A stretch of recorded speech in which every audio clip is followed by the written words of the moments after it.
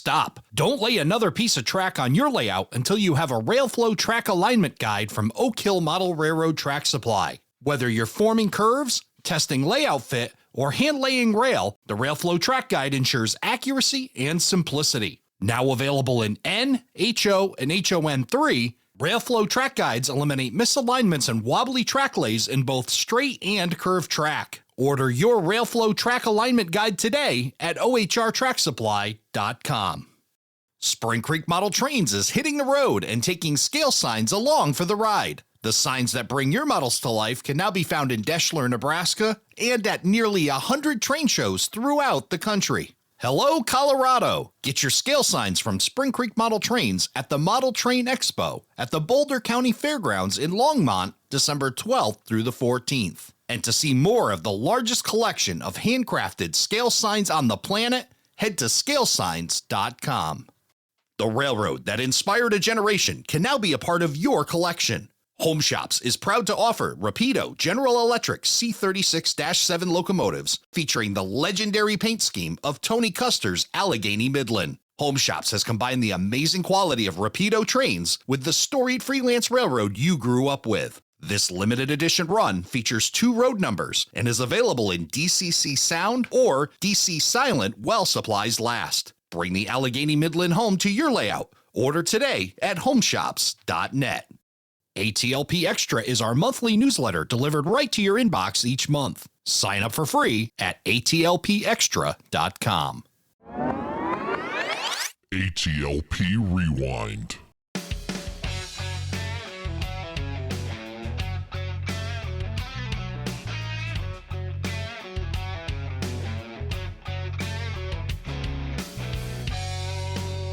Hello, everybody, and welcome to Around the Layout, where model railroaders come to tell their story.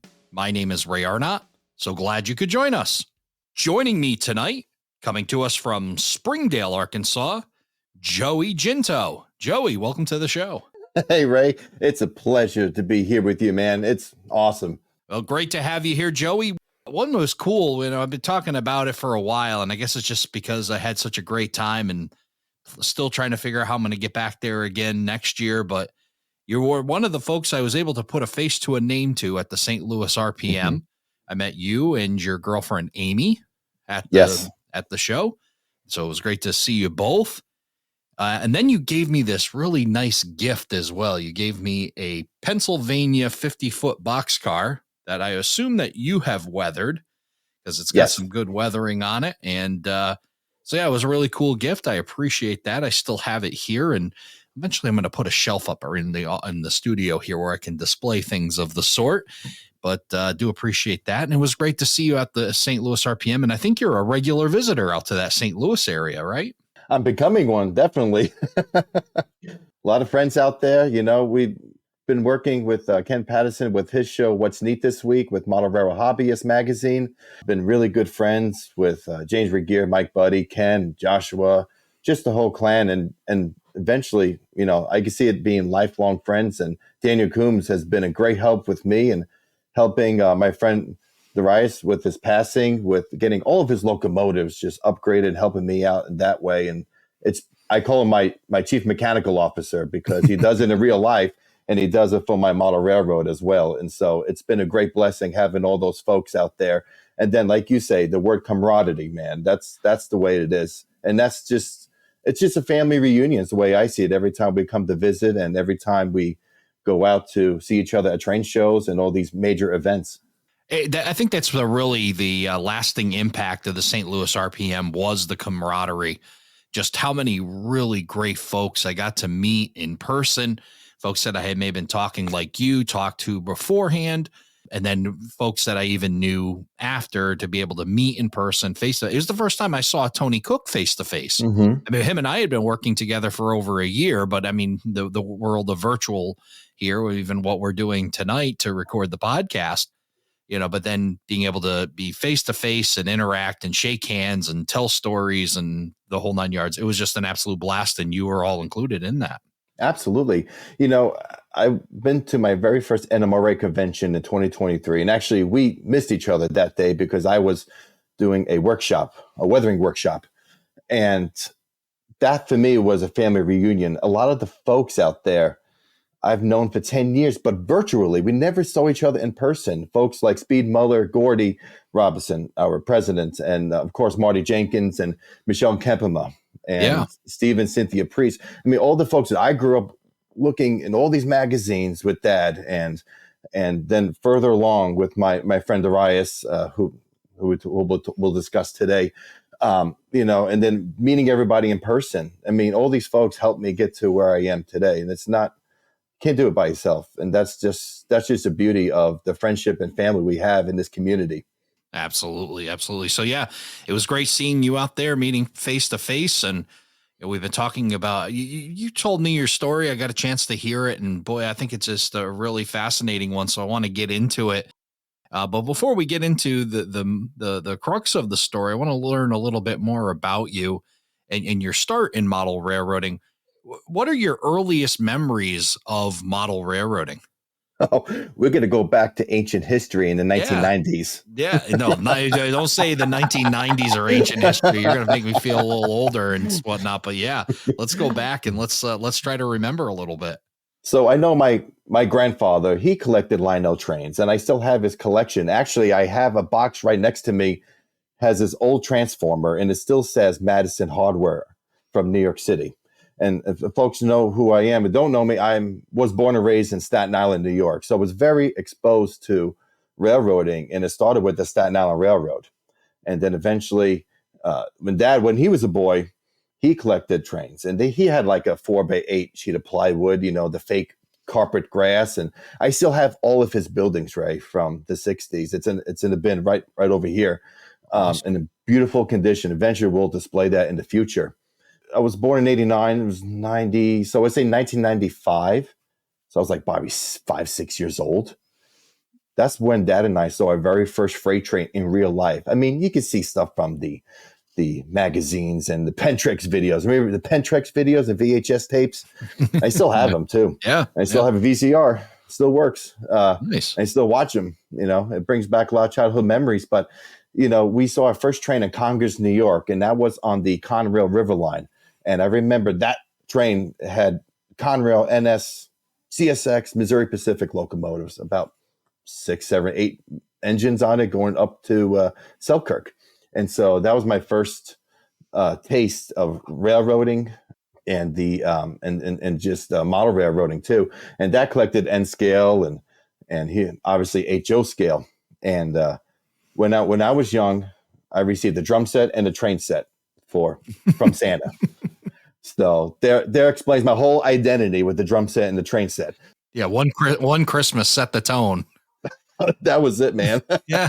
it was way down after that, downhill. No, but I remember we had a 4x8 piece of plywood on top of this TV unit that probably weighed 1,000 pounds with 1,000 pounds of VHS tapes in it.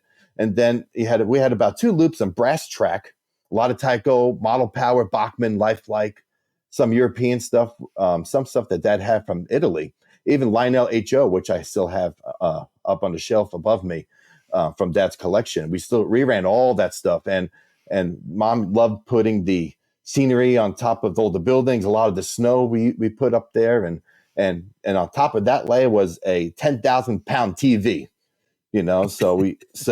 so we were running trains and watching Christmas Vacation, so that was how I grew up. And with the rail fanning, Dad would bring home Trains magazines and Rail Fan and Railroad, and so he found a lot of the rail fanning spots along the Conrail River line, and so we would go to Valley Cottage, New York, and Congers, New York, where my aunts and uncles lived. And soon after, my mother would join us, or my godfather would join us. My cousin, she will join us, except she came for the candy. So around like milepost 26, we had this deli, and we said we want to go to the candy store. We didn't know mileposts. We didn't know control points were. And I'm a railroader now. I laugh now. We said, let's go to the candy store spot. Let's go to the electrical plant spot, which is like this little transformer tower next to the tracks. But that's how we knew where we were going. And man, that was fun time. Do you remember the warheads? Remember the original warheads? Well, suck your face out. those warheads. And you have that and the Spice Girl lollipops and the glass Snapple bottles. Oh, I love the peach one. But that was our memories. We didn't have a scanner. I tell these youngins, you want a really rail fan? Don't bring a scanner. Just stare at the signals and wait for hours. That's the way we did it. Yeah. You know, and so between all that, Dad and I collected HO scale, and we had a hobby store in Staten Island called Island Trains, and the gentleman who owned it was Henry Senior and then Henry Junior, and also I got to include Steve and Mike, who were great folks helping Dad and I out. And so we would go there. Dad didn't drive at the time, so we would take Staten Island Railroad up to Great Kills train station and walk a mile, 95-degree heat, just to go to the train store for an hour, try to find a little bit of a bargain, you know, and they'd take the train back. And at the time when Dad wasn't driving, Mom worked in Secaucus, New Jersey. And so she would drop us off in North Bergen Yard on Tunnelly Avenue, which was Conrail's North Bergen Yard at the time. And this was the summer of 1997. Every Friday we went, except for one time, we went to Northlands in New Jersey. And oh, man, Ray, you know those days with Conrail, and just saw every Class 1 out there, you know, and that's my first time even seeing a Santa Fe engine. So, you know, we went from there now to Bound Brook, New Jersey. We went to Dover to see the Morristown and Erie, and then all the way up to Bear Mountain, Iona Island. And then eventually I got older. I didn't have a car myself, so I traveled 6-hour round trip on public transportation just to hang out with my friends in Bound Brook, New Jersey and Piscataway to railfan the Conrail shed assets, and good times. And a lot of those guys that we were friends back in the day, they're now dispatchers from New Jersey Transit. They are engineers from New York Susquehanna and Western. It's just awesome. You know, you never know what life's going to bring you. And most of us are railroaders. So, you know, that's how it really started. We started with HO up until my early teenage years. Well, it's pretty fascinating, you know, that all your friends have become railroaders. You mentioned yourself included, and that early influence, and you know the effort that you put into rail fanning and being able to go out trackside, you know, coming off of Staten Island and still being able to find a way to get out to the trains. Yeah, and those days they still had the S2 Alcos, so they were the ex Baltimore and Ohio. And the cool part is I found pictures that Dad took in black and white. I go, oh, these are going on the wall, baby. You know, so those are. It's just awesome, you know, just looking back at the, what is it, the E66 Amtrak engines that ran on the Northeast Corridor, you know. So, yeah, it's just, and then I fell in love with photography, and Dad loved filming. Dad is a phenomenal artist, and he was accepted into Disney Animated Studios right before 9/11. And so around 9/11, I think that's when they went to Pixar. So unfortunately wasn't able to pursue, but he was even offered a job in California to work for Rugrats. So the art just, and I think my great uncle in Italy was a marble maker and a sculptor. So I guess all the art in me moved down from my dad's side of the family, and my mom's side of the family, all the musicians. My mother was a phenomenal ballet and tap dancer and jazz tap dancer. So was my aunt. My grandfather was a professional drummer. My great-grandfather had perfect ear, perfect pitch. And he used to tune the baby grand pianos for the New York Philharmonic by ear. That was his job. Wow. And he was on the Art Guthrie show live. He was offered a job with the Chicago Symphony. So just all the exposure of art and music and model railroading just became, poof, here I am. Today, 35, just doing all the things with it. It's really cool. Well, I'd say she got some solid genes there when it comes to, you know, the artistic mind. And I'm really fascinated in, you know, with your relationship with your dad and how you were able to share railroading and model railroading. But you also hinted that your mom was a little bit into it too with the scenery and shared that with you guys as well. So that's neat that both parents were into this thing that you were really passionate about. Yeah, she loved N scale. You remember N scale in the 90s, the engines go bzzz. You know, that's all they did, pull two cars with the hooks. The hooks barely worked, they barely derailed. And so Dad would put up this little tiny table layout. And by the time he got the track and the trains on the layout, I would wake up and he's like, oh man, put it away, you know, because it was so tiny for me being a little kid. And so we still have some of those pieces. And actually Now he's in his early 60s, and he goes, Joey, I want to get back into model railroading. I miss scratch building. I said, well, get back into it. Yeah. I said, so he goes, don't tell your mother, but I want to get this. I want to do that. So he's getting back into it, and it's really cool because we still have that relationship. And, you know how it is with fathers. They provide for the family. And in the my early teenage years, around like 2003, from like middle school to high school, he pretty much got out of the hobby, just what it is, right? Yeah. And I was by myself for a lot of it, just because I loved it. Oh, I didn't want to end it, and I remember at 13 going, all right, I'm going to model Conrail Chicago line from South Bend, Indiana to Elkhart, Indiana, so I can have the Grand Trunk and the Santa Fe and do all the cool things that I saw in my Pentrix videos growing up on Conrail Hotspots West. Don't know a lick of DC. Well, everything was DC at the time, but no idea on wiring, no idea how to cut track work or do track work. I'm good with a pen and paper to make a spaghetti bowl. That's what I was good at the time, and nothing stayed on the track. It didn't have metal wheels. Everything was hooks. There were no metal couplers. It was just a step above if you had that, the metal wheels and couplers, unlike today where it's really common. So I looked at this, I go, how the heck am I going to do this? This is impossible. Now, in the early years, my childhood, we had a 1-bedroom apartment. So everything was in a 1-bedroom apartment, the little drum set from Toys R Us and the little train 4x8 layout. I don't know how the heck we all fit in there, but we did. Yep. Then when my sister was born, we moved into the current house where they're in now, my parents. And we converted the whole garage for the layout. And so we started building that, and we did this and this and this, and nothing worked. And so I remember Dad bringing home, and it was around 2003, because that's when it was a tough time for New York and the world, and he brought home I think it's the O Gauge Railroader magazine. And it was the December issue. It was a Christmas issue. And it had all these beautiful Christmas layouts. And I go, oh, that's gorgeous, And then I said, I do have a Lionel train set. I said, maybe I'll put that up around the tree. That's where it started there. And then all of a sudden, we go upstate New York to go rail fanning, and and all the things with my family functions up there. And then there's a beautiful little train shop in Blauvelt, New York, right next to the Conrail River line. The store was called Hudson Shores, and anybody listening probably remembers that store. And that gentleman was a phenomenal store owner and a model railroader.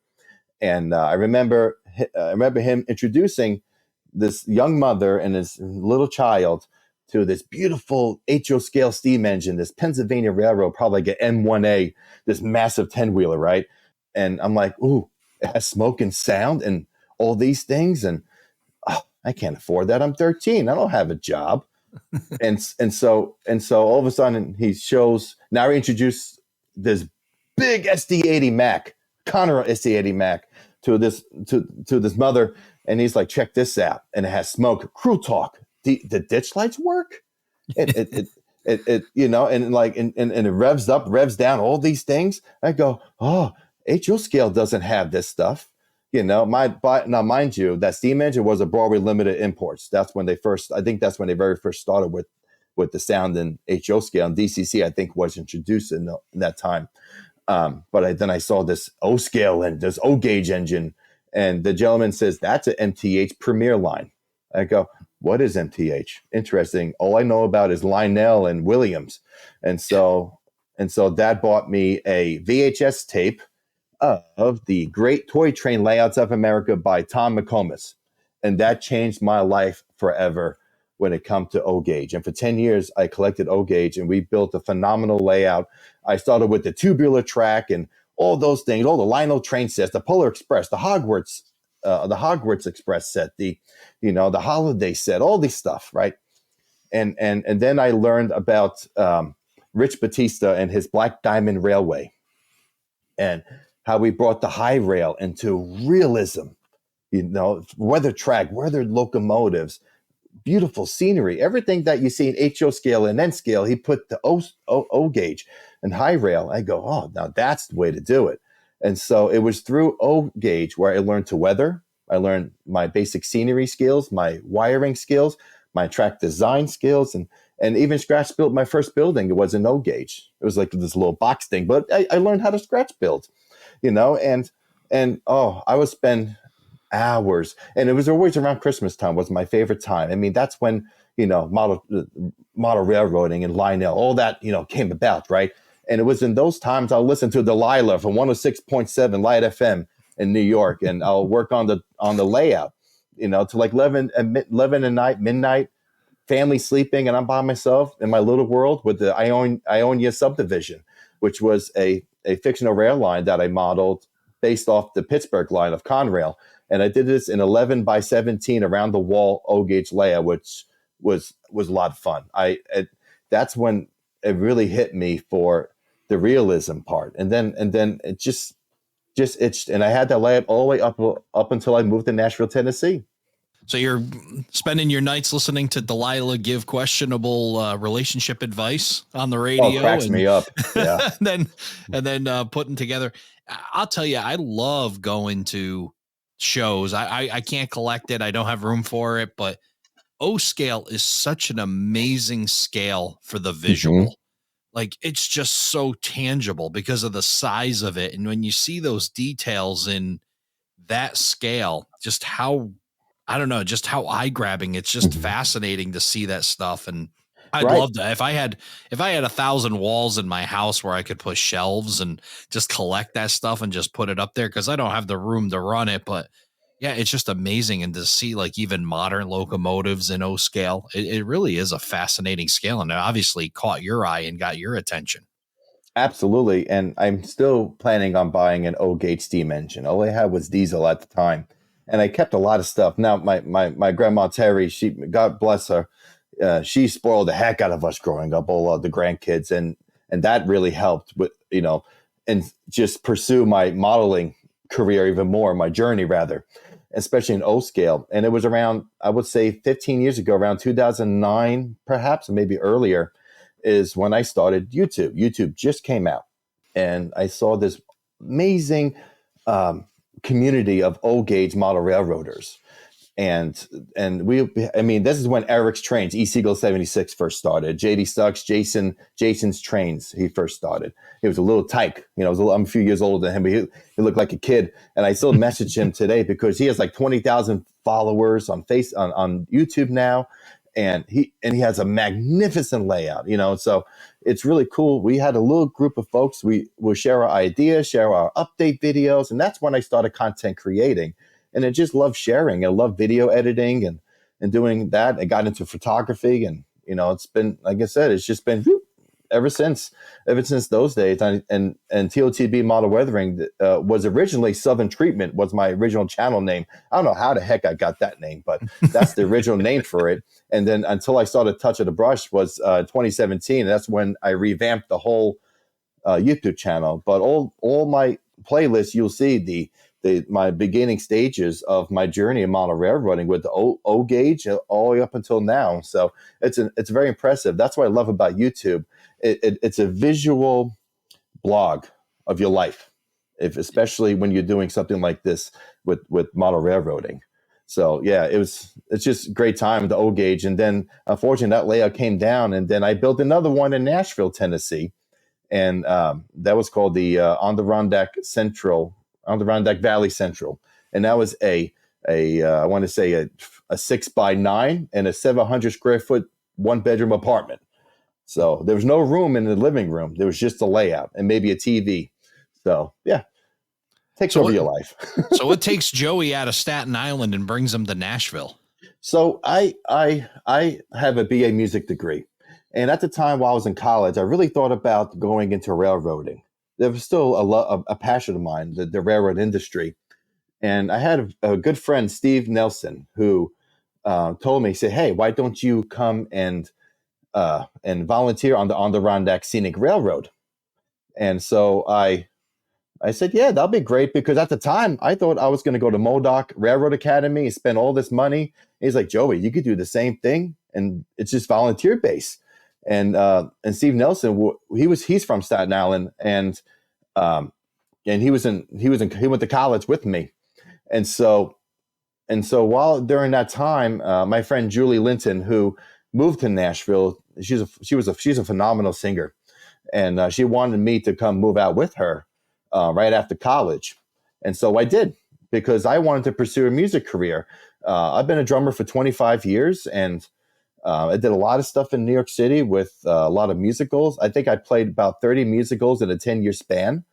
I did a lot of jazz gigs, a lot of recordings. I have my own rock band, Not From Concentrate, which is still going strong after I think 15 years. So I had a lot of experience, at least I thought, and so, but that was enough passion to say, hey, mom and dad, 2014, I'm moving to Nashville, Tennessee to pursue a touring career in music. So in 2014, I moved to Nashville, Tennessee. It was like around Memorial Day weekend, and I literally worked retail and went down and networked the heck out of Lower Broadway and played all the bar scenes. And that leads up to Darius. So, and then Julie moves back to Staten Island. Steve Nelson, my friend Steve, this is the irony in life. Steve went to work for the Delaware and Lackawanna and Western, and he was a dispatcher, engineer, conductor. He did everything. And then a couple of years later, he moved to Nashville, Tennessee. He's a phenomenal steel guitar player, bass, electric player, and he recently was on the Grand Ole Opry. So we have another Staten Island boy from, who got to be professional. He made it to the Grand Ole Opry, which is really awesome. Yeah, so I went to railroading professionally. He went to music professionally. So we switched places. So I have to say that because Steve's one of my good buddies. So I moved in 2014 to Nashville, Tennessee. And that's, I was trying to make it like everybody else down there. And I had a good friend of mine, Charlie West, who was a great drummer out there. And he worked the Guitar Center at the time. And he said, Joey, go out to the Fiddle and Steel bar down in Printer's Alley. So I said, okay, what's there? He said, there's a great jam. I believe Toby Keith's group was the house band at the time. And prior to that, long ago, was Rascal Flatts. So he said, this was the place to really get noticed. Sure. Every Tuesday night, I went to the jam night, and I've hung out with Toby Keith's group. I've met Ricky Rockin from Poison. And we all became like just friends because we just jammed and hung out. And I remember like 3 months into me moving into Nashville, Tennessee, I got on stage and we had this really phenomenal bass player playing with me. It's like, man, this cat can lay it down, man. And I was like, wow, he's good, and we shake each other's hands and we introduced each other. And he's like, well, my name is Darius Chagnon. And I'm like, well, I'm Joey. Nice to meet you. Great bass playing, great drumming, the whole thing, we support each other. And so so a few days later, he messages me on Facebook. He doesn't do social media at all, but he's like, Joey, I tried to find you. It took me forever, but I saw a bunch of photos of model railroading stuff and train stuff and drumming stuff. I said, I have a model railroad that if you're interested, would you like to work with me on it? And I said, well, what model railroad? He said, well, it's the Reading, Wilmington, and Northern 1960s era. I said, sure. HO scale, I know HO scale. I know all about HO scale. At the time, I was still doing no gauge, but, I knew everything about HO scale as I thought. And so we worked on this layout every Thursday up until he moved with his wife. So this is about maybe 2-3 years. So, but I remember the very first time I saw the spare room, and I said, "Oh, this is not the DC model power lifelike stuff that I thought of. No, this guy's got DCC. He's got it. This is the first time I learned about an NCE system, and he's got that track is realistic." He goes, "Yeah, that's code 70." What the heck is code 70? All I know about is code 100. So, and he goes, well, check this out. Look at this. Look at the guy is a phenomenal scratch builder. And he was really modeling the essence of Pennsylvania, and really, really condensed, of course, but really realistically, as much as the prototype, modeling the Wilmington and Northern branch line. Really gorgeous layout. And he said, well, you're great at scenery. Why don't you start the tree work? So we spent about 3 weeks installing all the trees on this mountain ridge. And then he goes and shows me maps and printouts of blueprints. He's like, well, check this out. This is the this is Coatesville, and this is what Coatesville looks like. And if you lay this here, you can see how the track is perfectly aligned to all of this and that. And my mind is blown. I'm like, I never knew this is model railroading. I mean, I followed Alan McLennan. I followed Tony Coster. I followed all these folks that a lot of people know, right? But it didn't ever dawn on me, like, this is it. Like, this guy knows his stuff. So it was really fun. And then eventually, we'll get to it. He then eventually modeled the Pennsylvania Railroad. And all from a perchance, go to this bar, hook up with these guys, shake the guy's hand. I mean, how does model railroading come up in that conversation? God is good, man. That's all I can say. Our friendship was never music. We talked music. I played one gig with him throughout his career in the 6 years I was there in Nashville. But our friendship was through model railroading. Wow. And he was very, very private of his personal life. Oh, but what, we had that little world, and that's what we worked on. I learned, we talk about mentorship, right? And so I wanted to learn all about operations. And he said, well, here's these books. Check out these books. They were Lance Meinheim's books. I said, okay. So I'm on tour, and I'm reading all these books. Folks are listening to music. The guitar player is doing this. He's maybe on Tinder, swiping right or left. And I'm here, I'm reading Lance Meinheim's books. Like, what's a transload? Oh, that's a transload. Or oh, what's that? Just fascinated on that. And I look at my 6x9 foot O scale layer, which is just loops, and and I go, I'm going to change this up. And so I expanded it even further to put 2 switches to work 2 industries. And then eventually I said, no, this can't happen. This can't happen. It's just not working, especially with it's not realistic enough, and then it was around 2017 as well, where I converted back to HO scale. And thanks to the rise of my buddy TJ, they're like, hey, come on, HO scale. DCC is universal now. It's affordable. You can do it. It's one of those things. And I said, I'll give it a try, and never turned back, man. I learned operations. I learned a lot of scenery work. I learned landscaping, planning, designing, simple bench work, simple.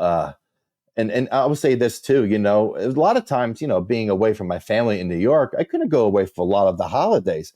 And so Darius goes, hey, let's order some pizza, have a few beers, and let's operate the layout. Man, what a lot of fun that was. Yeah. I really learned operations and learned what it was like to model, and really not just model, but operate in the 1960s era with those times tables. I learned a lot about Pennsylvania. So, yeah, it was really just a lot of fun, Ray.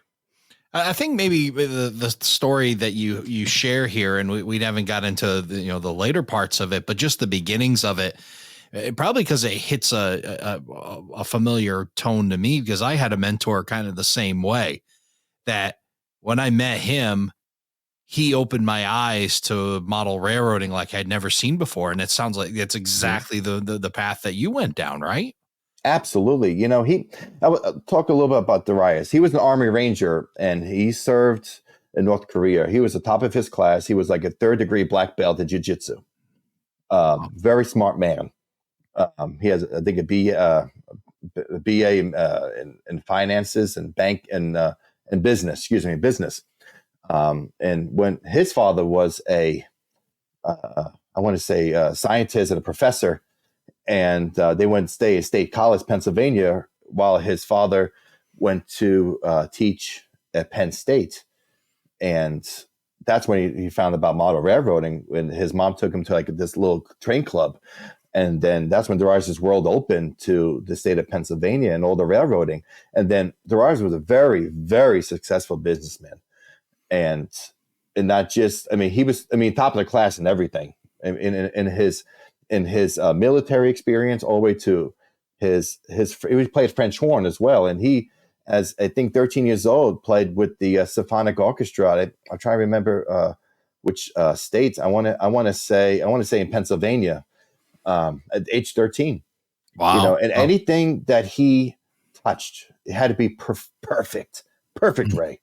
and that's just the way he was. That's a lot of the military experience. That's the way he learned. Like he went out into the Amazon to help his father write memoirs and a book about certain tribes in the Amazon when he Wow. was a kid. So, he had a passion for writing, he had a passion for art, passion for music, and a passion to be a perfectionist. And so that came with a boatload. Like right before we started, I was telling you, I have like no sleep because I have this whole binder full of stuff that I found, blueprints. If it was about chess, he read it. If it was about golfing, he read it. If it was about a certain lock that the Pennsylvania Railroad used on a switch, he had the whole book on it. Like it was that detailed. And Yeah. I mean, seriously, it's insane. The amount of library that I have from this gentleman is unbelievable. And I think he knew that I enjoyed the same thing. I love history. I love research. I love designing. And he saw that in me as well. And I think that's part of the reason his family trusted me with his collection after he passed. But he loved the steel industry. I mean, I have photos of the Bethlehem Steel, Youngstown, Ohio Steel, all of these things, and it's just it's like I have to do something with it. And so I know Cynthia, I am writing the article. I promise you. But Cynthia Priest asked me to write some stuff about the buildings that are on the Penn Red Industrial Division layout.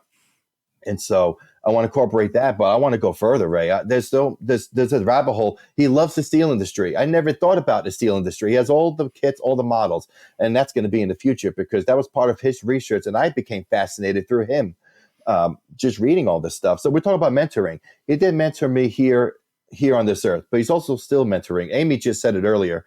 He's mentoring me now as well. Yeah. Because there's so many things, so much research still out there that I'm finding. I mean, he has an article in Layout Design Journal on his fictional layout called the Chicago Beltline. And then he was also the industrial portrayal editor for Layout Design Journal. And so he was part of the OPSIG from the NMRA. Mark Crawls, I want to think, was the gentleman.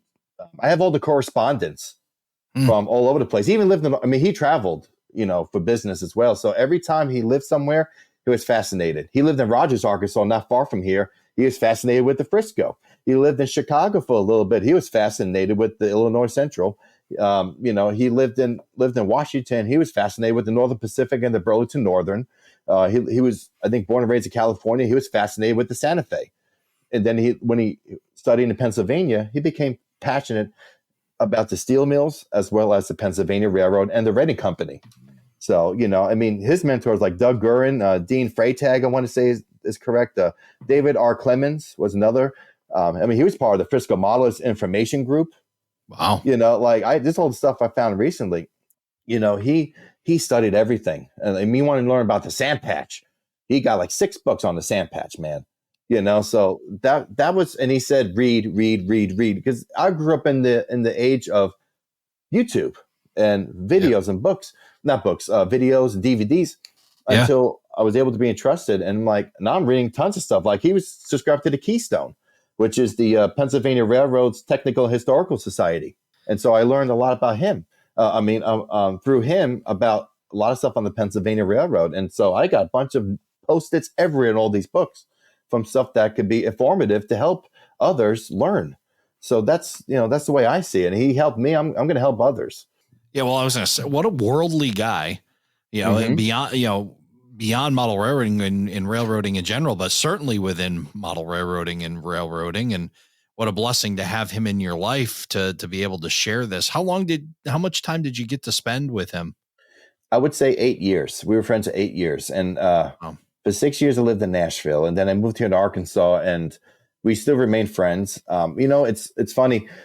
When I started my weathering business, Touch of the Brush Model Weathering, it was back in 2017 in Nashville, Tennessee. And he was one of my first clients. He's like, I want to help you build this up. This is really cool. And then I had a lot of friends out in Alabama and Tennessee and Missouri, Mississippi that said, hey, yeah, we'll like to support you and try to get you up and going. And I remember the rise in my ear still to this day. This could be bigger than just weathering. You can make this a manufacturing company. I said, that's true. I have no idea what I'm doing, but it's a possibility, when it comes to that part. But he's right. It could be anything. And, he said, never limit yourself. What an amazing thing in life when you get somebody who sees more in you than you see in yourself. And Absolutely. is able to really ignite that passion in you. And it sounds like Darius was that guy for you. Absolutely. He told me a lot of things. He was just a great mentor with a lot of life experience. And I remember, I'll say this. I mean, let's say there were times where I was strapped for cash. I never would ask him for anything, but he somehow knew. And he would say, "Hey, Joey, I got 35 Broadway limited steam engines I need weathering. Here's a down payment." Wow. Like, it's just, he just, it's like somehow he knew, and so we started weathering a lot of his equipment before he passed away. And at the time, those 6 years, 6 years, yeah, I would say about 5 years, we worked on that Reading company, that Reading, Wilmington, and Northern layout. And then after that, he when he met his wife Lisa, they moved in and he built this separate building, and the bottom level was his massive triple deck Pennsylvania Railroad Allegheny secondary, and then above that was his music studio. Wow. And I never got a chance to really work on the layout. I mean, I helped him with backdrops. That's it. Because then I moved to Arkansas, and man, I would, and it kills me inside that I wasn't able to go out there often. And I work for a railroad out here, so that's just life. Right. But we kept in contact every single day.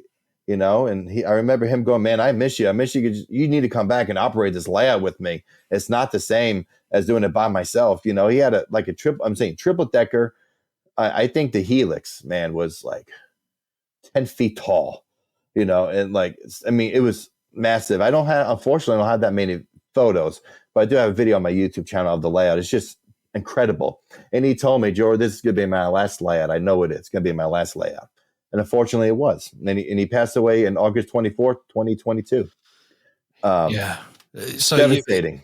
I told you earlier that our stories parallel each other about mentorship. Mm-hmm. And sadly, they also parallel in the fact that you've lost your mentor and I've lost mine. And, I can't say I know how you felt, but I can relate to losing a mentor and how I felt. And you can really go one of two ways with it, right? You could either run away from the hobby and say, I've lost this special connection into the hobby and kind of put it on the shelf, maybe, go back to the drums, or for me, move on from model railroading. But I didn't, and neither did you. And, No. and, you actually took it a little further in being able to take Darius's passion that he instilled in you and all the things that he was able to provide you, the spark to drive you forward in the hobby and keep going with it. And that includes inheriting his railroad, right?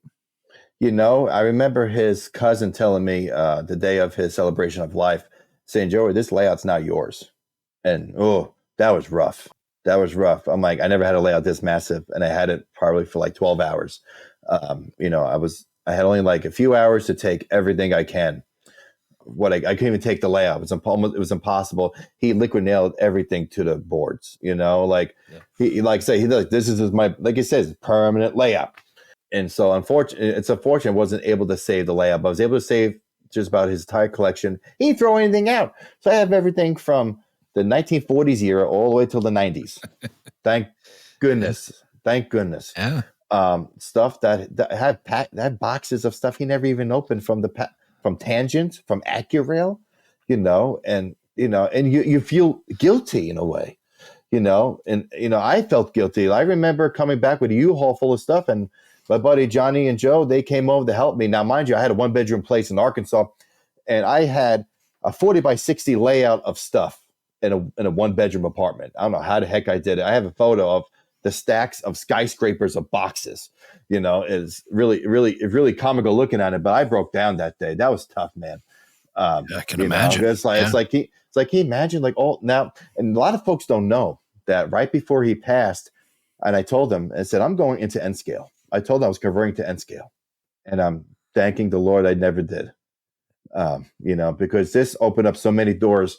When I first met him, he was like a lone wolf in the hobby. He was doing it by himself, and I remember him telling me that he said something along the lines like, he was tired of the criticism from others. I mean, you get trolls. We get all that stuff. It's just the way life is, man.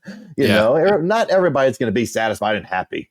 That's just what it is. And a lot of it could be jealousy. It could be just trying to get under your skin. Who knows? And let them go bye-bye. Don't worry about those folks. Yeah, absolutely. And he told me he found a spark in model railroading when he met me to do it again, which is wonderful.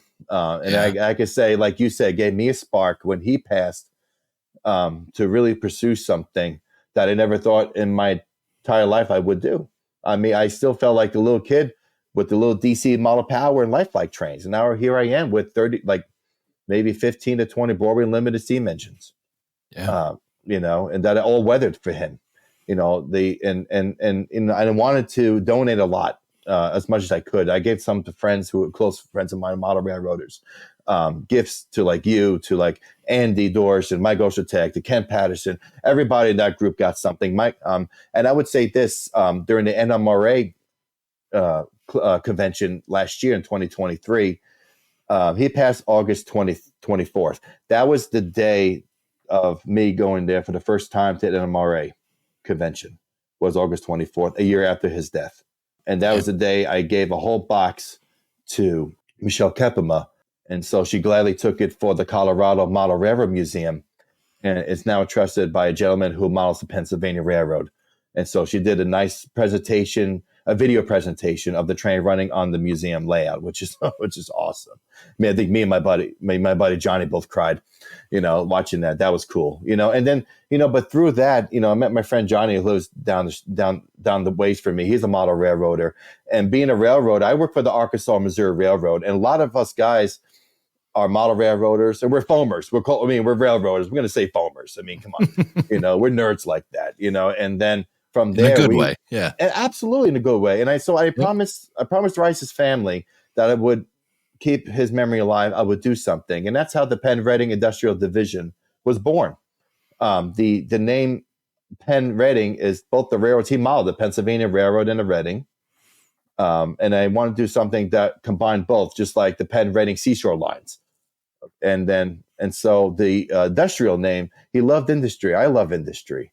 And so the fictional railroad, the backstory is it's a bridge line that operates from Philadelphia to Reading, Pennsylvania, and then eventually connects to Allentown, and then track its rights from Allentown to Bethlehem Steel on the Lehigh Valley.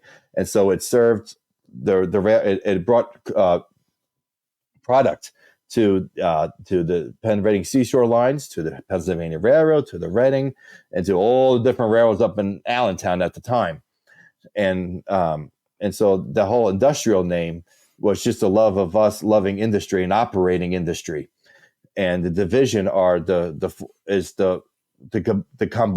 I would say, like all the cities that combine and to make a division. And so that's how the fictional name came to be. And so I develop the backstory, and it became a fictional railroad.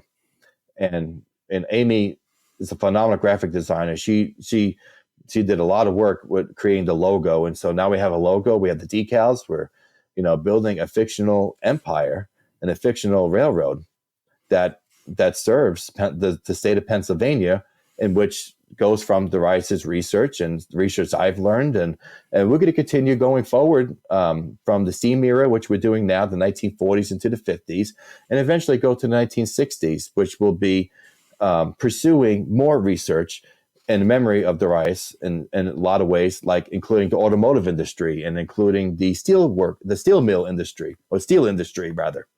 He has all those kits. And I just built a 29-car Davies gondola train, like a bunch of roundhouse kits. That's I don't like unit trains. I never liked unit trains. That's my first unit train. That was his, part of his dream was to build a steel mill. And so we want to incorporate that. But through the research, Ray, it's now became more of, I want to teach folks about history. I want to share like he shared. I want to bring folks in who are model railroaders, who are children, and say, hey, this is the United States industrial history here.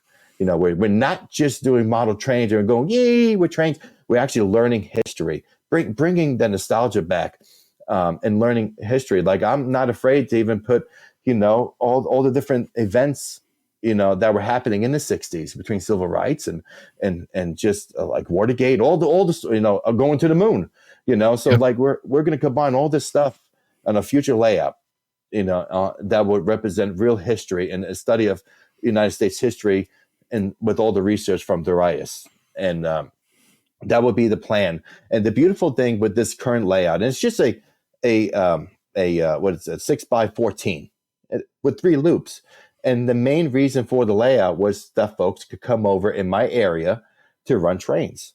And a lot of the railroaders that I work with, these are train masters, engineers, and conductors. They have model trains too, and they have no place to run them. And so they come here. And so the goal of the layout has been accomplished, was to bring people together, because that's what I love. That's what Darius loved. That's what we all love. We want to bring people together. And through just hanging out, we created the Boston Mountain Model Railroad Association, which is now our train club here in Northwest Arkansas. And through all the stuff that I got from Darius, it came to, meeting Curtis from Broadway Limited, became good friends with him, to Ken Patterson, to Gordy doing NMRA X clinics. It's just, it doesn't end, and I don't want it to end. It's great. And these, like I said, lifelong friendships that I see in the future. Meeting you finally was another one. And so, if this layout, the model railroad brought Darius and I together, this layout now brought all of us together. Now you got a couple things here I want to unpack and, just touch upon. And sure, you mentioned history of, in model railroading. I mean, obviously railroading is a major part of the history of our country, and what a great tool. And I've mentioned this to, if clubs are looking for more opportunities, and even personal layouts can be doing the same, but I think club atmosphere for this, what a great tool to work with historical society in your area and use model railroading to teach history. We can recreate in a visual way how these areas were at that time, that no other. And it moves and it interacts and you can see it. And it's such a great tool that I think is missed in history. It's really cool that you've acknowledged that, and you're aware and you're actually doing something with that. I think that's really a cool idea. What also is neat to me, and going back to your relationship with Darius and inheriting this railroad, you could have easily just picked up where he left off and just continued down his path, but you found a way to make it your guy's path, where it's some of his, but it's still your passion, and you find where your passion exists within it. You're making it your own with a nod to him and some inclusion of what he was doing. But I think that's the right way to go about it. Otherwise, because you're not trying to live out his passion, you're living out your passion that he helped ignite and including it in it. So you've done a really nice job of doing that. I think that's phenomenal. I appreciate that. Yeah, and that's what it is. The whole layout is a memory of someone. I modeled the one town approach. I love the one town approach, and the whole layout's just, it's a good enough approach, because you start with you start with just doing the basic scenery that looks like something, right? And then I wanted to do operations. I'm like, well, I'm running loops. This is cool, but I want somehow incorporate operations, and that's when the actual backstory of the fictional railroad came about. So with the beauty of this layout for me is that not only you can run trains and loops and just run your collection, but you can also operate. And so we thought of operating session. I learned waybills and car cards from Darius. I have all that stuff too. And so I learned how to use the waybills, the car cards, and how to learn how to create a cassette to bring trains on and off the layout, and also utilize the one town approach. And that is the fictional town of Emma, Pennsylvania. And Emma is named after my great grandmother that I never met on my mother's side. And that's my mother's middle name. So that's the name of the town, is Emma, Pennsylvania. And then so there's a lot of places like Hummel's Cut is after my friend Michelle Hummel, who passed away from cancer last year. Yeah, it was last year.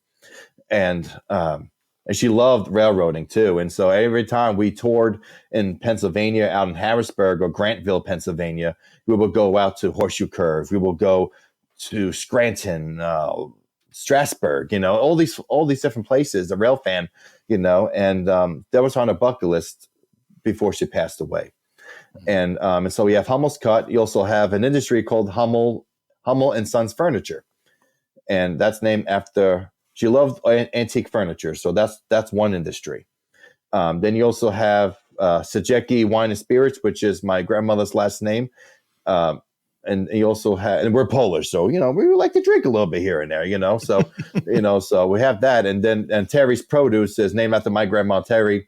There's a produce plant there. We have Frank's Farm Co-op.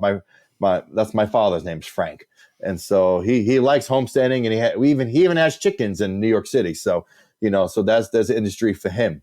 And then you have Vine Street, which is the other side of the layout, and that's Vine Street Yard. I love jazz, and so I love the song by Benny Carter called Vine Street Rumble, and so I named it Vine Street for that. But also there is D. Chagnon Locomotive Facility. So the roundhouse and the turntable and the whole facility is named after Darius.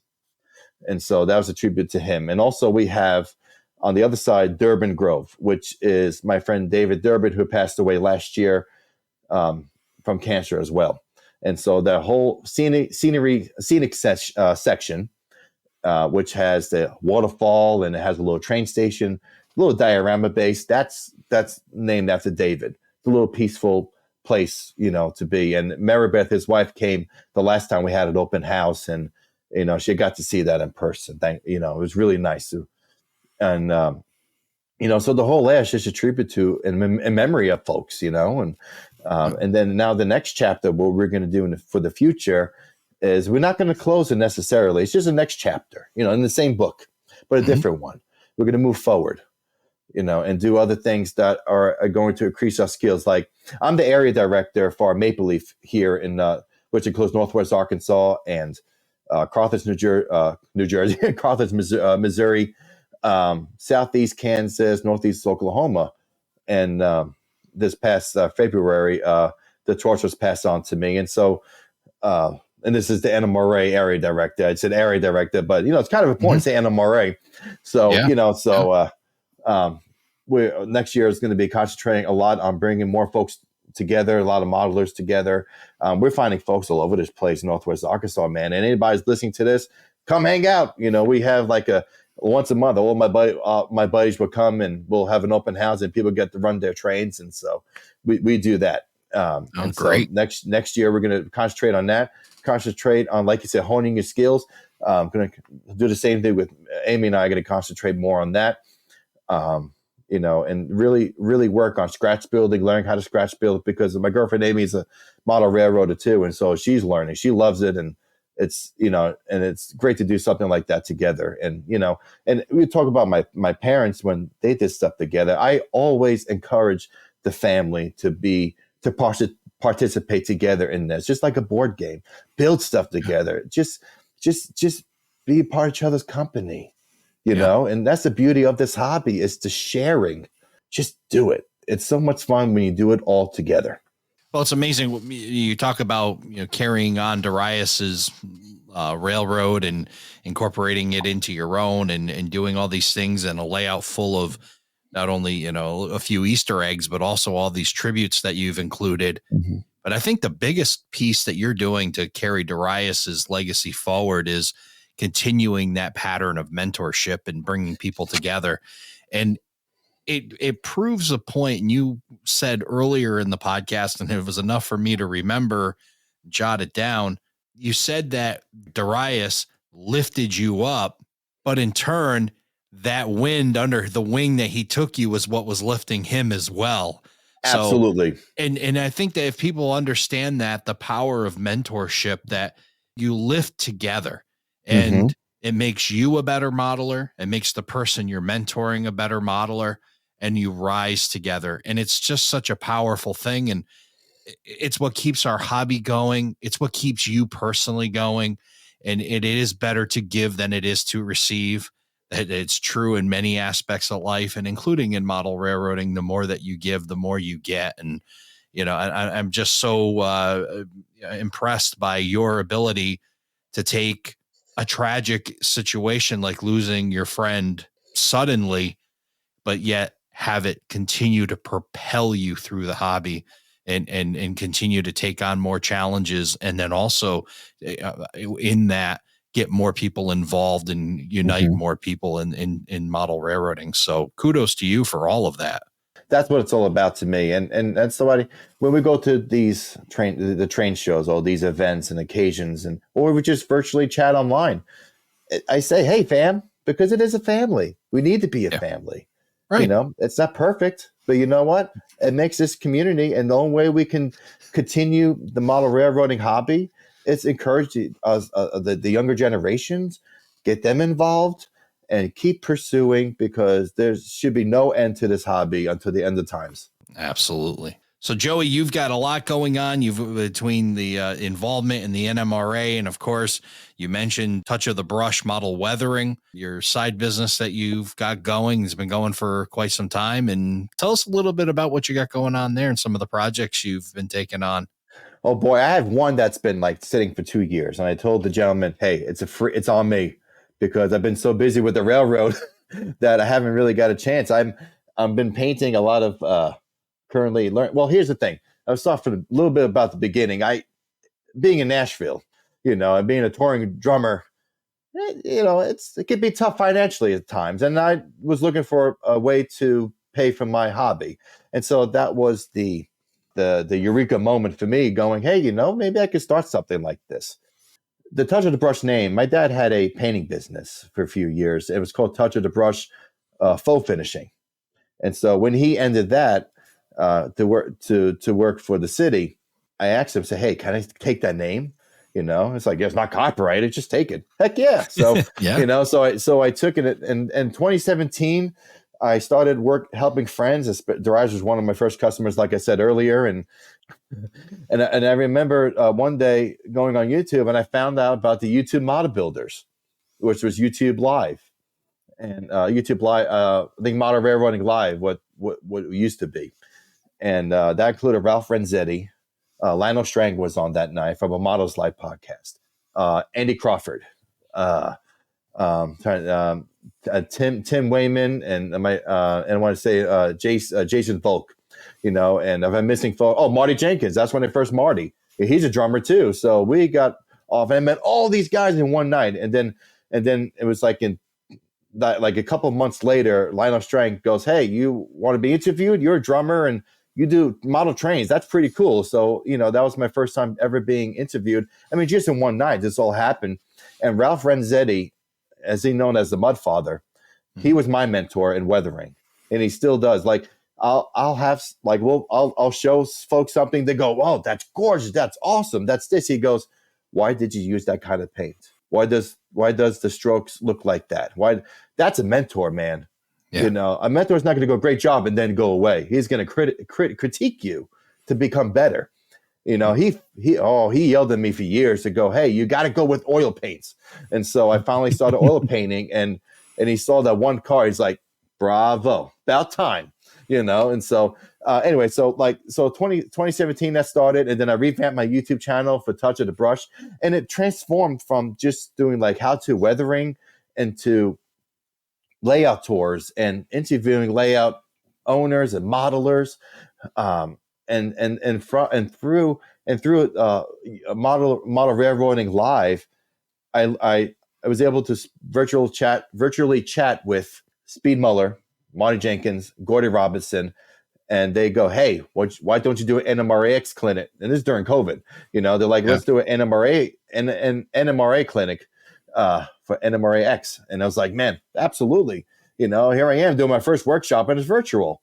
And just from there, I'll tell you, when money was tight, that business really helped me big time.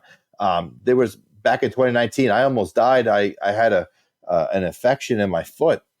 Holy moly. Thank goodness they caught it in time, man.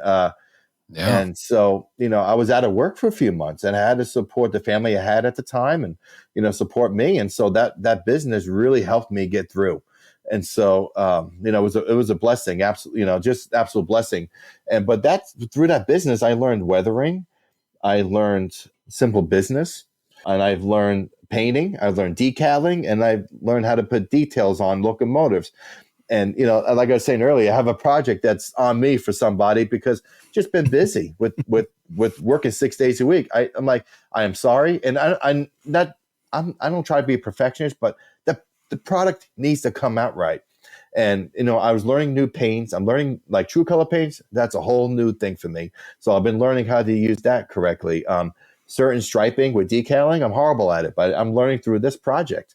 And so, like I said, like it went from just doing stuff for folks to being a content creating avenue to meeting everybody. I mean, everybody so from doing the NMREX clinics, that's when I went down and I met with Speed Muller and Chris Atkins and Dean Ferris with doing operating. And I'm doing this stuff like 2-3 years. And Gordy goes, "Are you going to become an NMRA member or not?"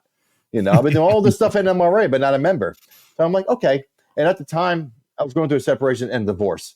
So I was broke, and I remember Gordy messaging me. He says, here's half the dues. Please become a member. We need you us. We need young guys. We need to keep this alive. And so I said, sure. And so I became a member, I think in 2021 or 2022. So I'm a fairly new member. But it's been highballing ever since.